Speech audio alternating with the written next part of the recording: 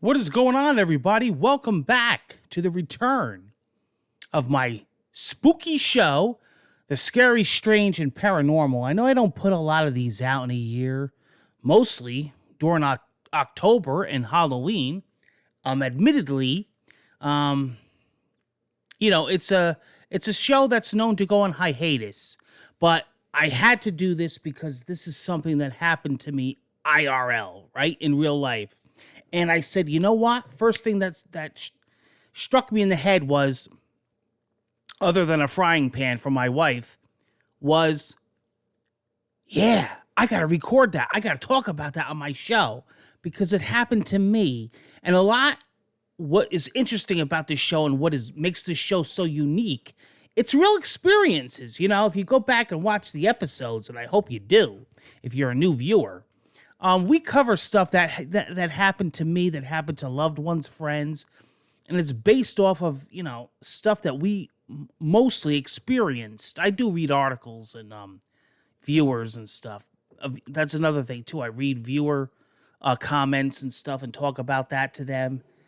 That's another thing we do on here, but a lot of it is based off of personal experiences. This is one of them.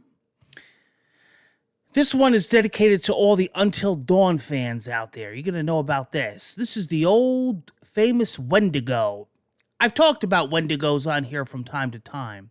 The great mythical cryptids, right? Man. Now, I grew up teaching the studies of the Wendigo because, the Wendigo is a very interesting creature. A lot of people bring up Bigfoot. A lot of people will bring up Swamp Thing, Lariona, the Weeping Woman, Neil Sedaka, El Sabone. But they don't bring up the Wendigo. Often they'll say the rake. Now listen, it's not the same. It's a very close cousin. It's almost like the Weeble Wobble and a skunk. The Wendigo is its own thing. The Wendigo basically is, you could think of it as an animal with rabies that kept on living. But it's Native American in the upper Adirondacks.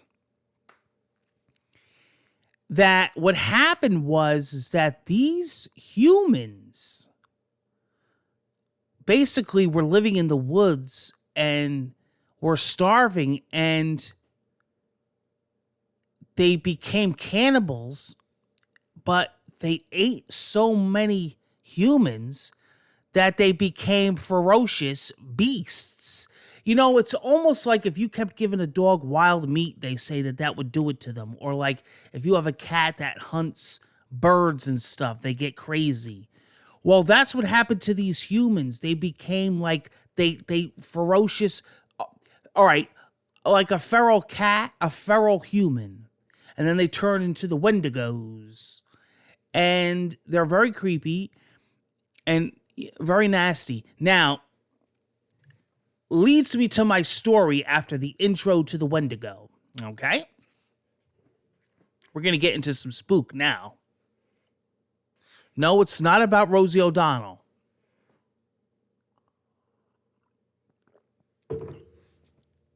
Here's what happened.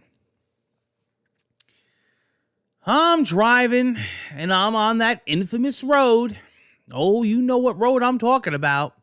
You can look up anything in the world. Scary this. Most haunted this. You know what's going to come up? Clinton Road.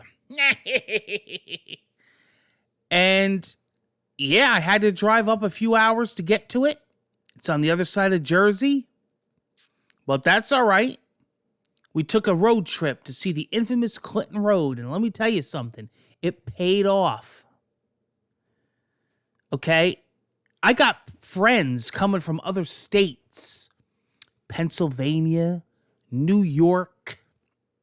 I had somebody come from Wisconsin.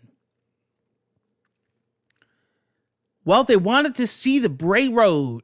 They wanted to see a Clinton Road. Bray Road is another one. I talked about that on here. That one's from Wisconsin. This is Clinton Road. Well, we went on it. Now, I could go on and on and on. I've had documentaries. I've had episodes dedicated to it. There's tons of things to say. All I'm going to tell you is my experience and what happened. I didn't really see much this day. It was a nice clear day, and we went during the day, so it wasn't that scary. But we really went because I had to get somewhere else. So we said, well, you know what? We might as well cut through and have two experiences in one. Well, you never leave Clinton Road without having the experience of a lifetime. And that we did. And I got witnesses, son. You heard? Now, we were going through Clinton Road, and I would say, because it's a very long road, I would say we were about in the middle of it. But what was that up there, half hidden behind the tree?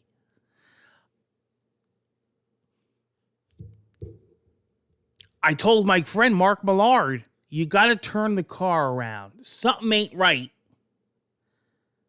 He stopped the car, and we turned around.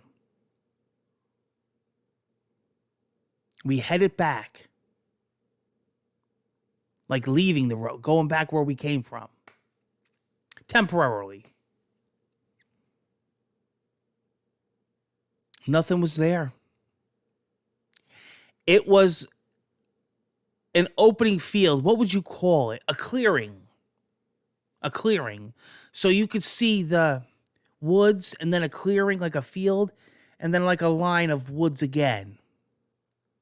Oftentimes, you could see deer there. You could see turkeys, bear, and other woodland creatures. Now, I said to him, well, you know what? Let's not leave yet. And there's not much traffic on the road, except the infamous ghost truck that follows you at night and the blockheads. Let's park and wait and see what happens. So he parked the car. He took out his Steam Deck. He started playing Hi-Fi Rush. And I'm staring at the window. And I'm looking. And what do you know? About 15 minutes later, Wendigo. Listen, guys. It wasn't clear. It was far away. The clearing wasn't close. It was fuzzy. I seen what I saw. Now listen. Watch this now. Watch.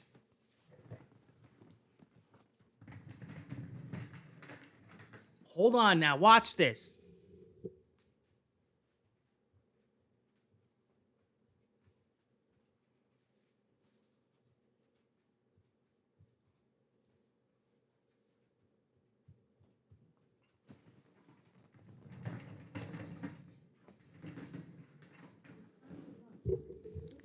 Now, if you saw that, right? If you saw that way in the distance, something arched like that and walking like a monkey. Now listen, it wasn't Bigfoot, it wasn't Swamp Ape, it wasn't Big Red Mike, all right? It wasn't Katharina Zeta-Jones. I know what I saw. This was Wendigo. You understand? He was on the hunt. It might be mating season. All I know is he was out. The way he was walking. And you never get that feeling, like that feeling of horror and chill. And my friend Mark Millard, you know, he's always a debunker. He says, well, he says, maybe it's somebody dressed up in a suit. Maybe it's somebody, messing with you. No.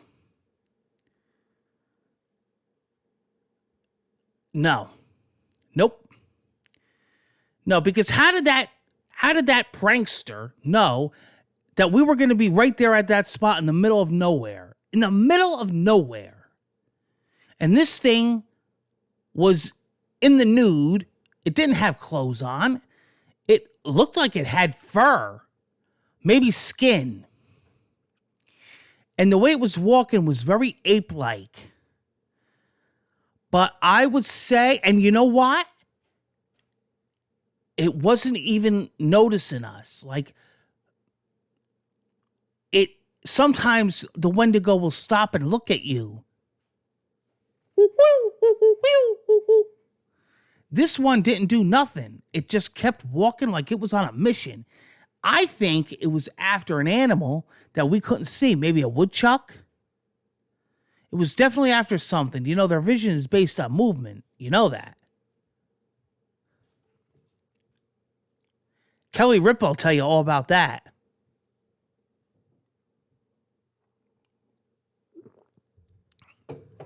Guys, I just wanted to tell you, God's honest truth, I couldn't believe what I saw. For me to turn the car around and go back and wait that long, it paid off, sure.